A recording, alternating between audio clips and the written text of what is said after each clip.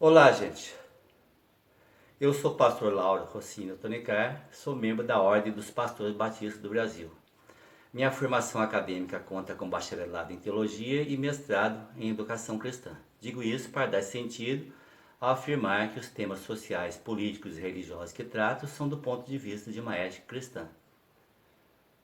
O tema que eu vou discorrer é Rubem Alves e a perfídia de seu postulado.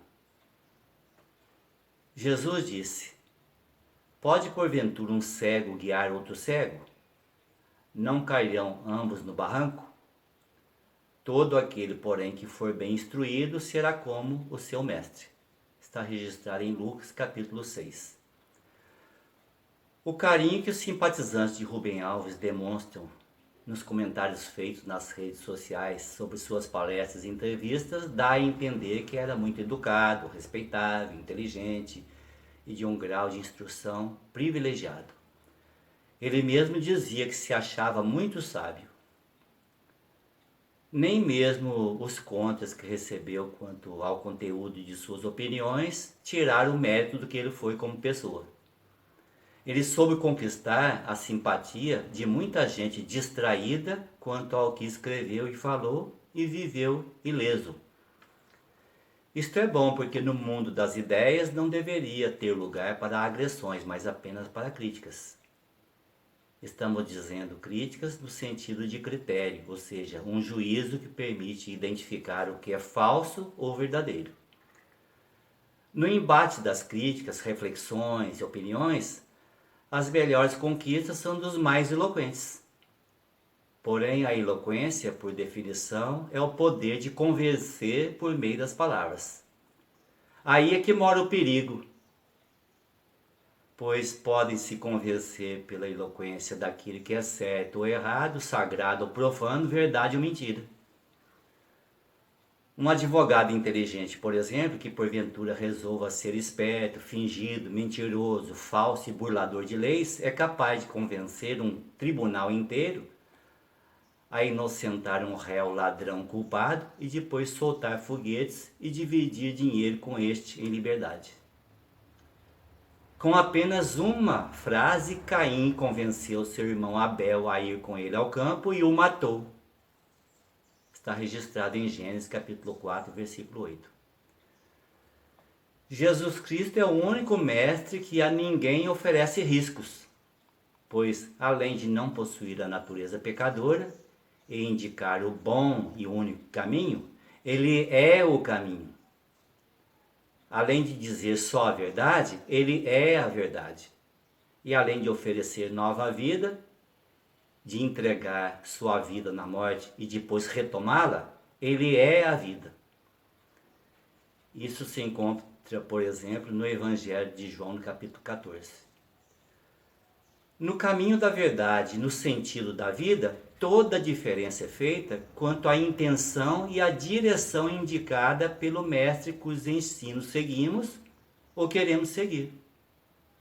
Aliás, são três os principais critérios que deveriam ser usados para assegurar da verdade os que seguem os mestres e do engano os que seguem os falsos mestres. O primeiro critério é não aceitar sem refletir aquilo que falam. O segundo é examinar o fundamento que usam para embasar os seus ensinos. E o terceiro é olhar para o passado e observar a dimensão dos feitos que tais mestres deixaram para a humanidade.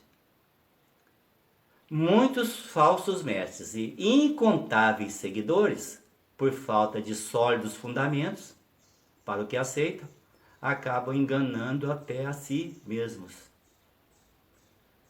No ano de 1985, deixei de participar de um culto com sermão de prova no Seminário Presbiteriano do Sul, em Campinas, estado de São Paulo, e de ouvir ali uma boa pregação do Evangelho por seminarista e as instrutivas críticas de nosso dedicado professor de homilética, o reverendo Adi Salum, para ir numa palestra de Rubem Alves, cujo tema foi A Vida com Prazer. Desculpe minha franqueza, mas foi a primeira e última vez que tive o desprazer de ouvir ao vivo as pataquadas de Rubem Alves. Enquanto ele ficou dentro do tema proposto, deu para disfarçar.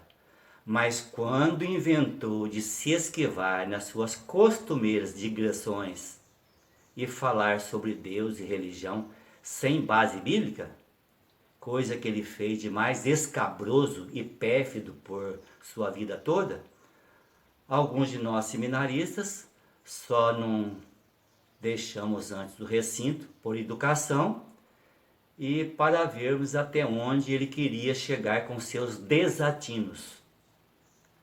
É inacreditável, mas nas dependências do mesmo Seminário Presbiteriano do Sul, que conta com quase 130 anos formando bacharéis e depois milhares de pastores ordenados enviados para todo o Brasil para pregar-lhe o amor de Deus e a salvação pela graça em Cristo, e também missionários para o mundo.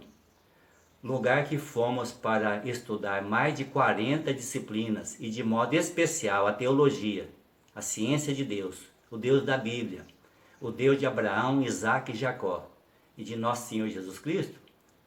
Lugar que fomos para fortalecer a nossa fé e a estamos fortalecendo até hoje.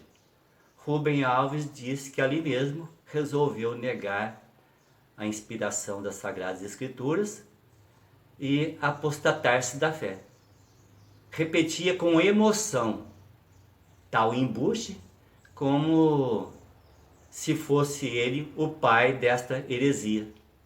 Dizia também que no seu curto tempo de pastorado não teve a intenção de converter ninguém. De fato, não poderia converter ninguém, pois não deixou converter nem a si mesmo. Aliás, o que ele fez, isto é, o apostatar-se da fé, é o inverso da conversão. É a perversão espiritual. A conversão é uma obra de Deus por intermédio de sua palavra e do Espírito Santo na vida dos que se arrependem de seus pecados. Já a perversão é a função dos anticristos, dos falsos profetas e dos falsos mestres que procuram desfazer da verdade e desviar as pessoas dos propósitos salvadores de Deus. Porém, tudo que se fala, se prega e se crê, para ter validade, depende de um fundamento. Nós, os cristãos, nos fundamentamos na Bíblia, a palavra de Deus, que tem 6 milênios de narrativas históricas. Rubem Alves desprezou as Escrituras para fundamentar-se, principalmente, numa pseudo-filosofia tirada do vácuo, imaginada por Friedrich Nietzsche, por pouco mais de 20 anos, nos seus ilusivos escritos, feitos na segunda metade do século XIX. Aliás, como pretexto para ilustrar suas astúcias, Rubem Alves citava o nome de Jesus e até muitos textos bíblicos incompletos. Por exemplo, quando dizia, o Verbo se fez carne. Este texto, na íntegra, se entende como complemento do Evangelho de João, capítulo 1, versículos 1 e 2, e o 14, que diz assim: no princípio era o Verbo, e o Verbo estava com Deus, e o Verbo era Deus. Ele estava no princípio com Deus. E o Verbo se fez carne e habitou entre nós, cheio de graça e de verdade, e vimos a sua glória, glória como do unigênito do Pai. Dizendo que, esse texto, que Jesus é Deus. Então este texto tanto comprometia Rubem Alves, como afirma que Jesus, Deus e o Verbo, ou seja, a palavra, são um. E quem nega a palavra de Deus, nega com ela o Deus da palavra. Portanto, Deus, Jesus Cristo, o Espírito Santo, a palavra, os pastores e os cristãos nascidos de novo, convertidos, temos a intenção sim de converter. De converter das trevas para a luz, do mundanismo para a igreja de Cristo, da libertinagem para a santidade, da perdição para a salvação e da ignorância para a sabedoria em Cristo. E ainda quanto à conversão, Jesus disse: em verdade vos digo, se não vos converteres e não vos tornares como crianças, de modo algum entrareis no reino dos céus. Descreve Mateus no capítulo 18 do seu Evangelho. Friedrich Nietzsche foi um dos principais inimigos do cristianismo, deturpadores da verdade, negadores da fé e propagadores da perversão espiritual vindo do século XIX. E Rubem Alves fez o mesmo, vindo do século XX. Por que as heresias de Rubem Alves se propagaram tanto? É porque no mundo há fregueses para toda espécie de mercadoria. Por fim, Tiago também nos diz na sua epístola, no capítulo 5: Meus irmãos, se algum entre vós se desviar da verdade e alguém o converter, sabei que aquele que converte o pecador do seu caminho errado salvará da morte a alma dele e cobrirá multidão de pecados. Compartilhe esse vídeo com seus amigos. Vocês estarão cooperando na expansão do reino de Deus no mundo. Inscreva-se no canal. Nós agradecemos pela gentileza. E que a graça de nosso Senhor Jesus Cristo seja com todos os que temem a Deus.